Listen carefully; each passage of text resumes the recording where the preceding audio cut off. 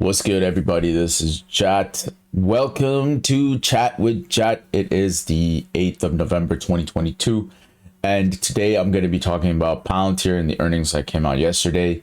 I didn't watch any of the content. I didn't read any of the press releases. I'm going to go straight to the financials, make my own conclusion, and then look at other items like the webcast and give you my feedback. Now, I'm going to try to make this a quick video. This is an important video for anyone to watch, especially if you've been holding the stock, if you have long-term convictions on the stock. What I ultimately want to do is give a conclusion at the end as to whether I'm going to be adding to my position, holding my position, or trimming my position, and take it from there.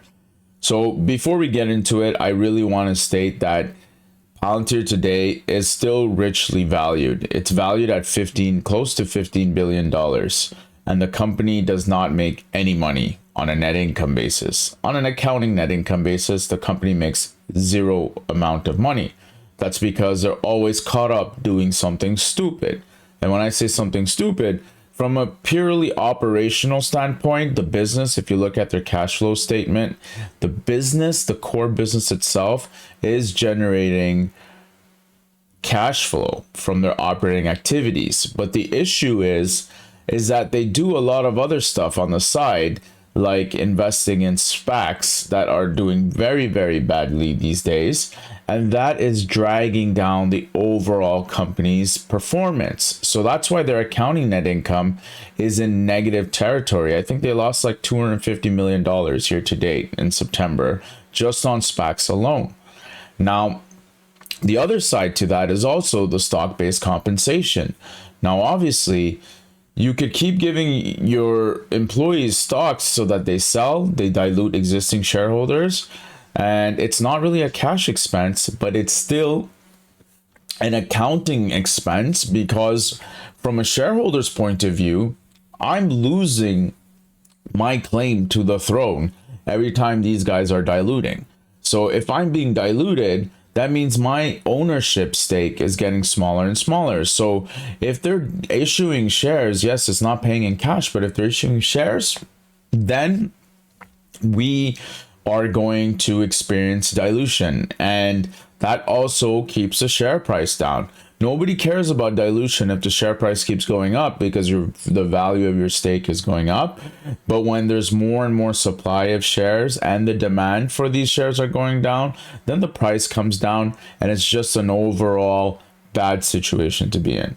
So that's why I feel that even though Palantir is down 10% yesterday, and they have a value of $14.5 billion, it's still richly valued in the sense that, yeah, it's doing well price to sales wise, but price to earnings, it's not. It doesn't make any money. So the reason that it's given a $14.5 billion valuation is really because people are giving value to management's ability to run the company, to Palantir's contracts, Palantir's ability, its relationships, to have concrete relationships with different governments, Palantir's involvement in a lot of important missions around the world.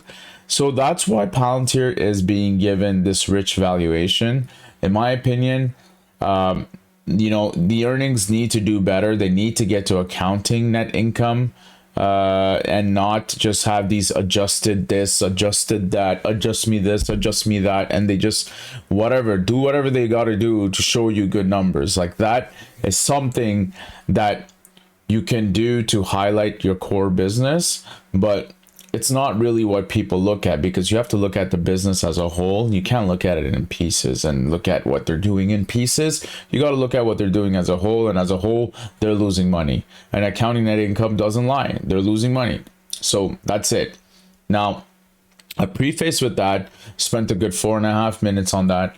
Now let's go through their financials and see if there's anything alarming, anything that really stands out. And I'll run through this quickly because I've already got a chance to peek at it. So I'll run through it quickly and I'll let you know if there's anything weird. All right, let's get into it. Now we go to the balance sheet. So we jump straight to the balance sheet. First things first, cash is going up from 2.3 to 2.4. This is very good. Cash is being generated from operations and the rest of their activities. Check. Cash good. Now, the next thing I would always do is I look at cash, then I go straight to liabilities, like total liabilities. Like I'm thinking worst case scenario. And you see here, total current liabilities is $700 million, about 688, but let's round it up to 700 million. So you know their cash balance is more than enough to take care of their current liabilities. Current liabilities is what's expected to be owed in the next 12 months, and they can do 3 times over. So cash wise, they're doing really well. AR went up, so that means they have an increase in AR balances. Now this is a flag to me because it could either mean problem clients for collection purposes, or it could just mean timing. And it's just the timing of when the projects were executed and major milestones were hit, and now there's a major invoice outstanding. So we'll get into that in a bit. Prepaids, everything else is more or less the same.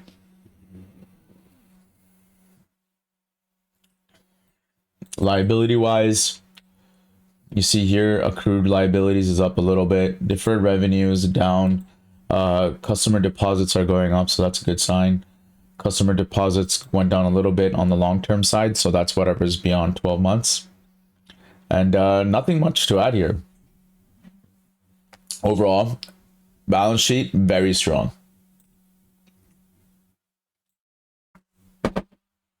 Revenues. Now, in terms of revenues, this is where things look a little bit interesting.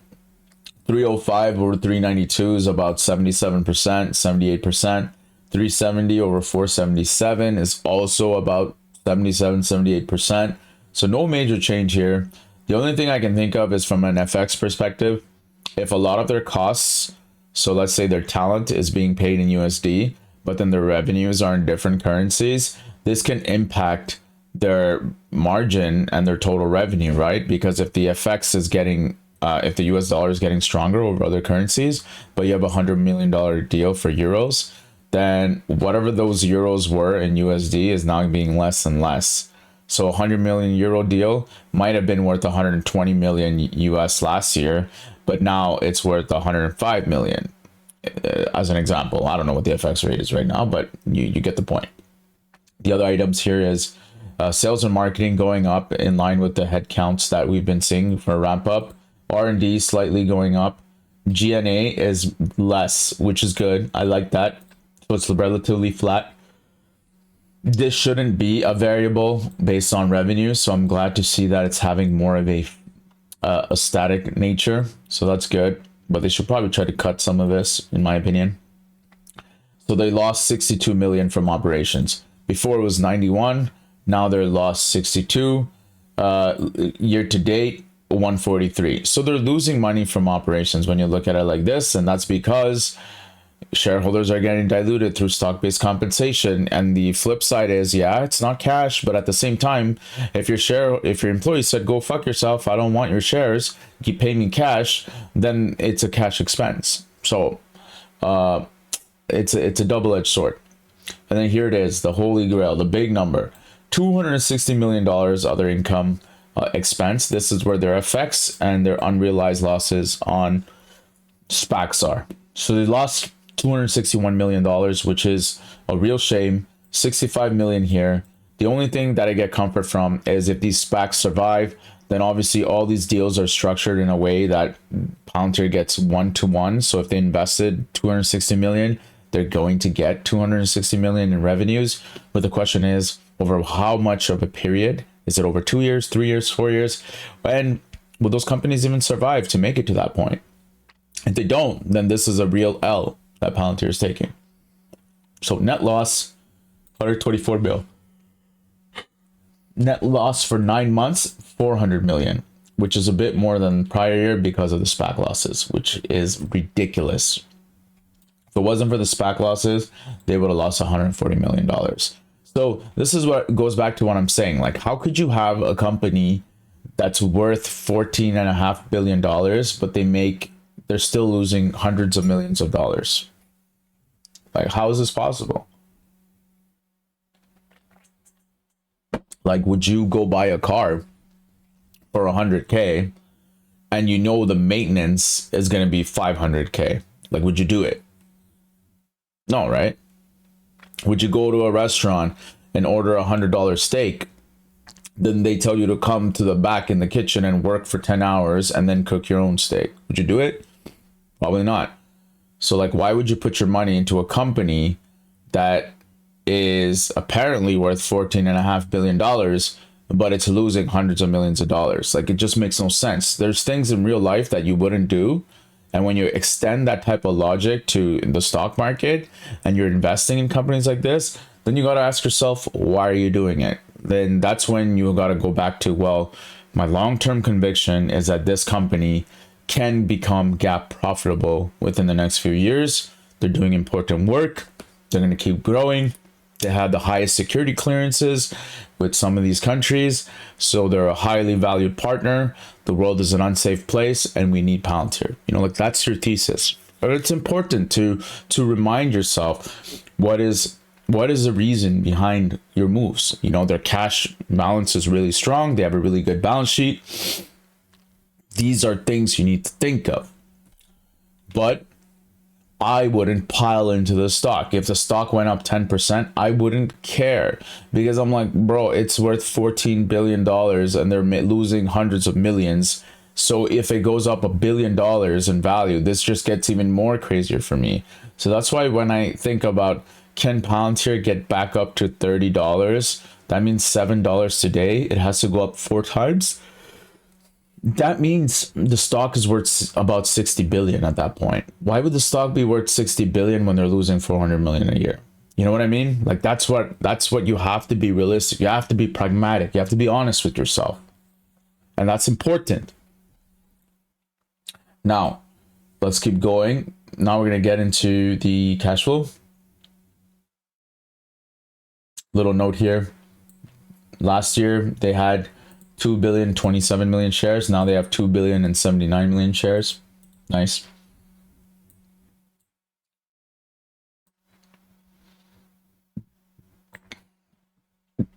All right, so this is the operating cash flow, or consolidated statement of cash flows. Takeaway I want for you here is, man, I don't know why whenever I have to do like research, I start yawning. It's like my body hates it, but I'm gonna get through it. So here, the biggest takeaway is stock-based comp. 435 million of stock-based comp. You saw that their starting point was their net loss, their accounting net loss of 404 million. They add back the stock-based comp because that's not related to cash for the company. They add back the unrealized FX loss of 260 million from the SPACs and whatnot. And then at the end, they say, when you factor out all these other elements, we made $145 million. $145 million from operating activities. The biggest thing to note here is this is a decrease from prior year. Prior year, they generated $240 million, and now they generated $145 million. So almost $100 million less. This is alarming. Why did they generate $100 million less from operations when their revenues are growing? This is something to be mindful of. And if we try to get the answer is from AR. Accounts receivables, they're not collecting it at the same pace as prior year. Last year, their accounts receivable impact on cash flow was 15 million, and now it's 154 million. If we go back to the balance sheet, this is what I was showing you. Before, they had a balance of 190. Now they have a balance of 343. 343. So if they have a balance of 343, that means they should have had cash. But instead of having cash, they're still chasing people for that cash. And that delta is about 150 million. 190 to 343 is 150 million. That's that 150 million you see here.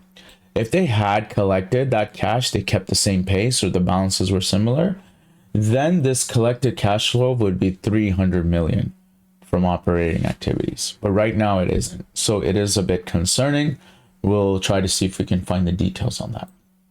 Then you look at their investment activities. They spent 118 million in the period on SPACs, and mainly at the end of it all, cash balance increased to 85.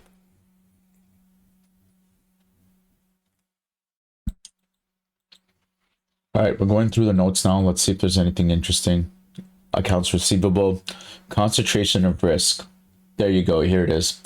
Customers J and I represent 17 and 13% of total accounts receivable. So two clients represent 30%. Remember, the balance was 343 million as of September 30th. So 30% is about $100 million. So we have two clients that represent $100 million, and they're saying no other client represents that much. And that's it. Who are these customers? Are these SPACs that have no money? Are the US governments waiting for budgets? Who is it? This is a big question. Is it going to be a write-off? It's a big question.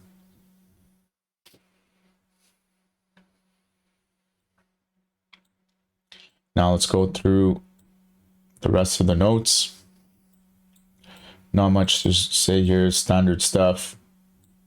For their investments, they said that total value of commercial contracts for all their SPAC investments is 755 million, of which 147 million was recognized in 2022. So 147 million in 2022 is a big thing. And 147 million out of the 755 was recognized as of September 30th.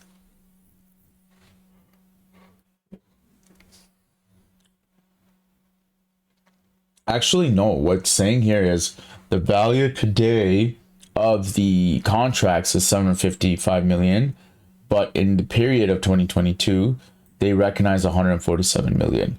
It's just interesting that 147 million is also the same lift in the AR balance. Very close, 150 million increase in the AR balance, and they recognize revenues of 147 million. I wonder if they're correlated, maybe, maybe not. They did say that 30% of AR balance is two clients, $100 million. Is that $100 million coming from this 147 million? Who knows? I don't think so, because Palantir's, most of their SPAC deals were like, okay, it's a 50 million contract over 5 years type of thing. So not one SPAC had that much of an influence. So I don't think it is. Alternative investments, they lost about 2 million on the gold bars. Okay, great. Nothing else here. Nothing there. Debt. So they do have zero debt, but they can tap into another $950 million. This is obviously under contract, but, you know, I feel like banks can turn off the tap anytime they want. They probably won't to Palantir, but they could.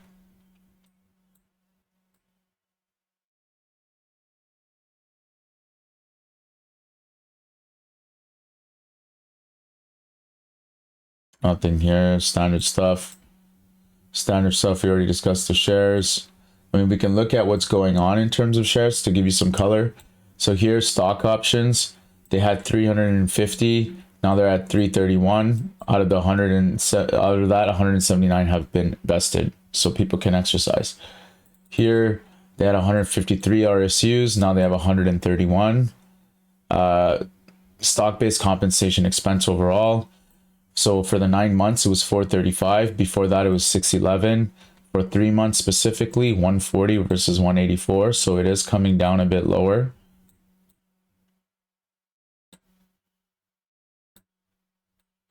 So net loss per shareholder is 6 cents, whereas before it was 20. The number of shares changed is a little bit, so it's not a big difference. So this is what they say. There's more dilutive things included that wasn't considered in the 6 cents. And that is the options, the RSUs, and the warrants. Geographically, what's going on? The company says that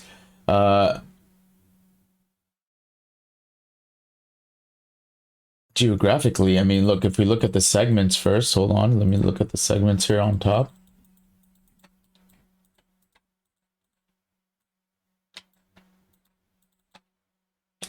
Okay, wait, I think I lost a little bit of the color here. Let me go to page 18. All right, so now we're back. What we're looking at here is revenues.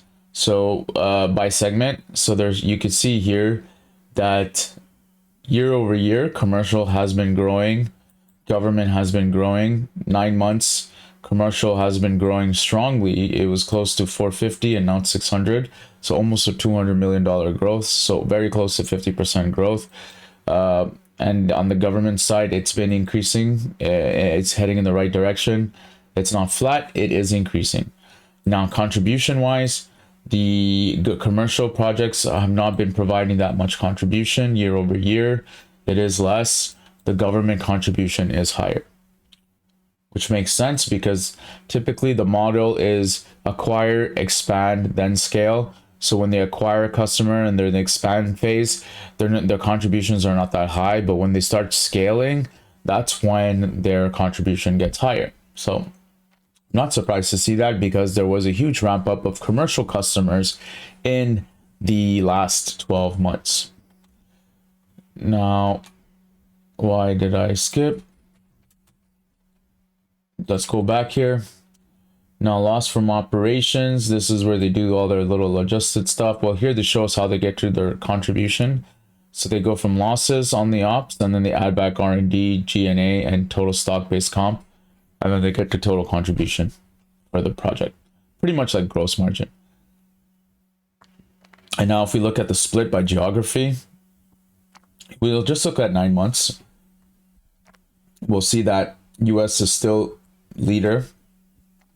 United Kingdom is 11%, still flat. And rest of the world is 27%. So the rest of the world business is still getting small in comparison to overall business. So that is interesting to see. And that's it. That's all they have for the MD&A. So on a financial statement point of view, where are we in time? We're 22 minutes. Okay. From a financial statement point of view, let me turn off the mini-me. From a financial statement point of view, Palantir is still, in my opinion, not heading in the right direction, but that's largely because of their decisions to invest in SPACs. It is dragging them down. It has a $260 million impact on their bottom line. They lost $400 million in the first 9 months of operations in 2022, of which 260 million is directly from SPACs. If you exclude the SPACs, then they lost for $140 million. So they're still losing a ton of money.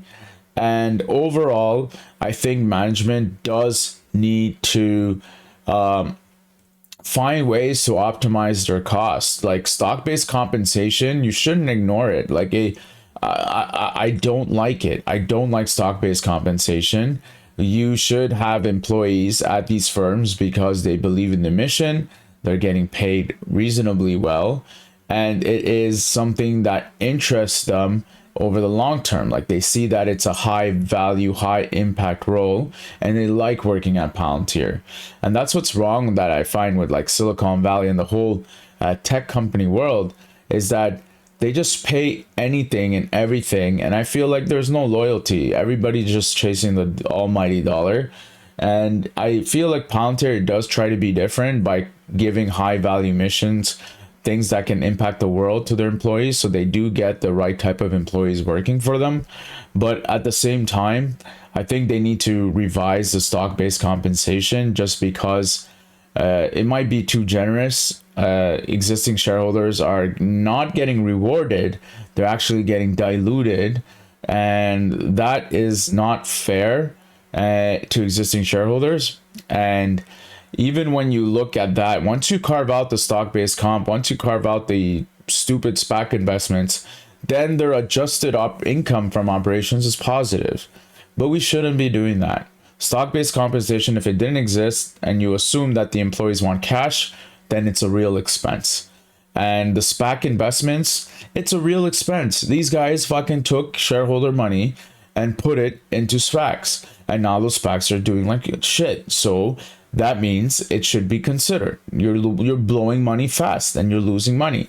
The only silver lining in that is that if these companies can survive over the long term, then we will get our money back and it's not considered a loss, but we will get our money back over 3 to 6 years.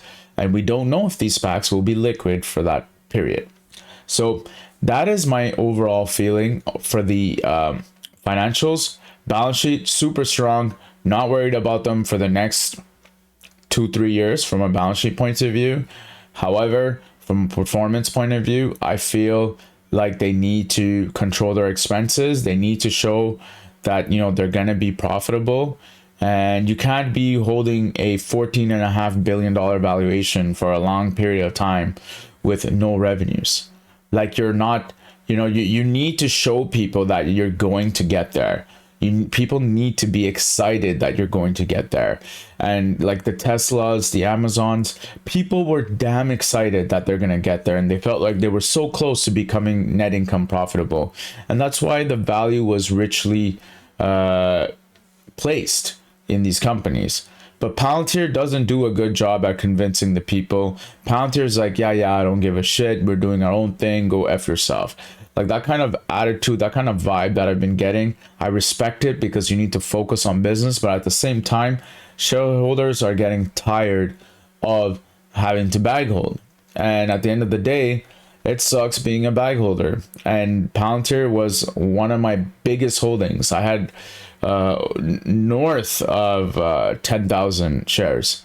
And I've trimmed significantly, but I still have a long-term position somewhere around 4,000, and I am a believer in the company and in the mission of the company. It's just I am 100% fully aware that is going to be at least 6 to 8 quarters, in my opinion, until they get to positive net income.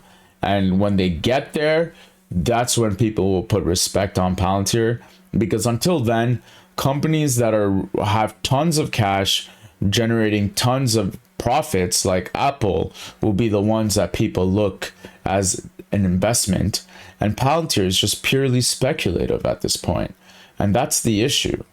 Palantir needs to be more sophisticated at the way they deliver their messages and how they get to positive net income. And I didn't listen to the webcast yet. I'm going to listen to it, but this is me going off of prior experiences of their press releases.